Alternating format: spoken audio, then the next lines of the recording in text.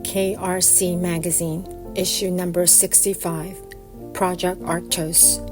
Title, Times Are Changing. Written by Jennifer Eliezer. What is time? My friends and I have blurted out this question many times over the last 15 months. From the early onset of the quarantine, when we couldn't tell the difference between Tuesday and Saturday anymore, to the shock of how long our small group has been meeting via Zoom, the way I interpret and measure time has been one of the biggest shifts throughout the COVID-19 pandemic. The impact of the pandemic is vast and broad. I have been hyper-focused on looking for work and waiting for a change in my financial circumstances ever since my original vision for 2020, like many others, was sharply interrupted. Yet even in the midst of deep frustration and unbearable loss, I find this new perspective on the passage of time to have the most glaring impact on me. It is responsible for how I now see, understand, and receive the movement and presence of God in my life. Instead of professional milestones or my next visit home to see family to keep track of the days, two unlikely items are serving as my calendar: mattresses and journals. In 2014, after college, two friends turned roommates and I found a decent apartment and embarked on adulthood together. I started working as a full-time academic counselor for a college access program. But because the pay cycle was monthly, I had to make do with an air mattress until I could finally spring, no pun intended, for a mattress. That mattress stayed with me for 6 years and 3 apartments. In 2020, I slept on 4 different mattresses. Before COVID-19 even extended its global reach, 2020 was already shaping up to be an atypical year for me. In January, I was preparing to leave my life in Boston behind for a teaching fellowship abroad. Mattress 1. At the end of January, I made it to San Carlos, Costa Rica, and settled in with my host family. I spent time getting to know quite a number of students. I began to get the hang of the bus system in a more rural area, and I basked in the tropical sunshine and rain. Mattress 2. When COVID-19 finally dominating daily news headline in Costa Rica, I still felt distant and protected from the virus. I was away from the city where the very few cases the country was seeing were. Eventually, my program was suspended and I was given 48 hours to evacuate. I said some very tearful goodbyes and got on what would be one of the last flights out of San Jose for months and made my way to Southern California. I was blessed to have friends willing to let me quarantine with them while we wait this thing out. Mattress 3. 7 unexpected months later, I was still in California, still unemployed, still without a clear sense of what was next for me or the rest of the world, but also moving into my first apartment on my own. Mattress 4. Without the rigidity of a 9-to-5, academic calendars, MBTA commutes, etc., to mark my days, months, and years, more abstract, seemingly, insignificant markers like where I sleep have become representative of not only time elapsing, but things changing. The pandemic interrupted business as usual and forced me to look at life beyond normal measures. So much so that any instinctual defaulting to typical time mapping, like I'll be employed by the start of 2021, left me painfully disappointed. Another new marker is the number of journals I filled. I've journaled for as long as I can remember, with reflections dating back to 2004, if not earlier.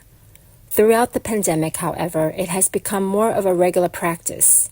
I have journals whose first pages were written in Boston in 2019, and others that chronicle 4 short months in California.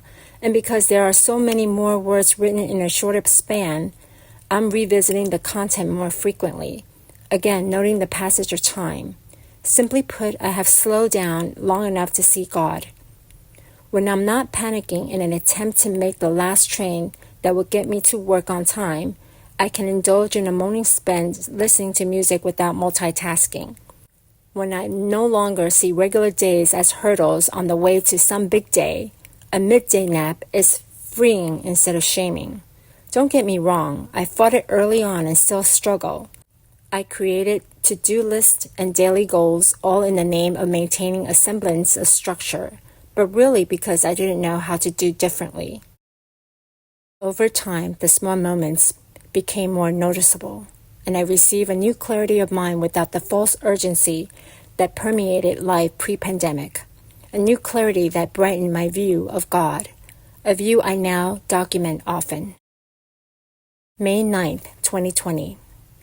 Last night, I sat with God and let Him tell me who I am. I asked Him to tell me the truth about me. There were some sharp reminders, the biggest one being that there's never any reason to shrink or minimize myself.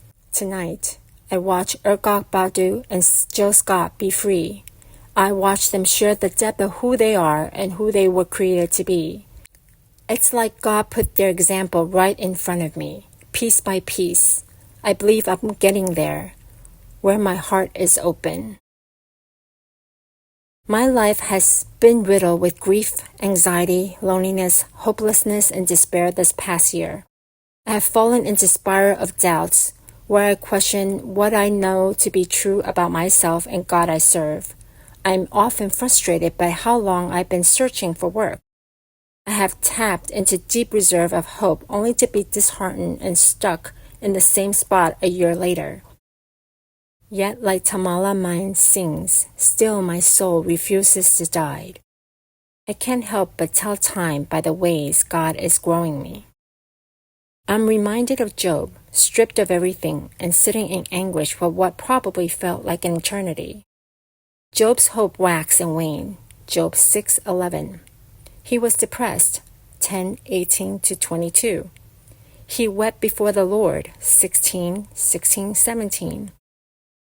We read chapter after chapter of Job wondering where God is, and the Lord finally speaks. Job's reply shocks me. He responds to God like no time has passed. It's almost as if nothing has happened, like he hasn't endured to the degree he was when he says, I know that you can do all things. No purpose of yours can be thwarted. 42:2. I think Job was also newly able to tell time by how God grew him in that season. My ears had heard of you, but now my eyes have seen you. 42:5. Job, committed and faithful to God as he was, engaged with the presence and love of God in a fresh and powerful way after his suffering. Biblical scholars debated exactly how long Job was in turmoil, but no matter how long it actually was, without glorifying his pain, Job shows us how to move from living out of surface-level understanding of God into a more profound experience of God. For many in the U.S., the pandemic is over because stay-at-home orders, capacity limitations in public locations, and mask mandates are being lifted. For me, the pandemic is reverberating like I'm stuck in a time loop, reliving the trauma similar to Job, listening to his friends lecture, and on about his situation. 16:3-6. When I look at my circumstances today, still unemployed and thousands of miles from almost everyone I love, I'm waiting for God to speak. Using my old ways of telling time, I am long overdue an answer to my desperate prayers. But a quick flip through one of my journals somehow says otherwise. October 8th, 2020. My sustenance this week has been the Lord's care coming through in the people who love me and His quiet whispers and confirmations. Sometimes I get lost in the big showy sustenance like large sums of money, getting the job, getting the apartment, winning the grants, that I don't see the day-to-day moments where the Lord of my life carries me and shields me from instability. A song or other piece of art that drops in my spirit first thing in the morning. Noticing my expanding frill and enjoying my smile for the first time in a while, feeling the desire to write deep in my belly and being lit up by it instead of running from it, He is caring for me. It is happening now. His timing is divine and purposeful. Jennifer Eliezer is a recovering undercover overthinker who thinks, speaks, and writes in lyrics. Jennifer started writing because it was a safe place for her thoughts and continued to write because it is a healing place. With journals upon journals and blog archives full of musing on music, love, fear, and deep, unadulterated joy, Jennifer is committed to the art of storytelling. A U.S.-born Haitian, she hopes that by vulnerably sharing her story, readers of her work, particularly Black women and girls for generations to come, will find a place to anchor themselves.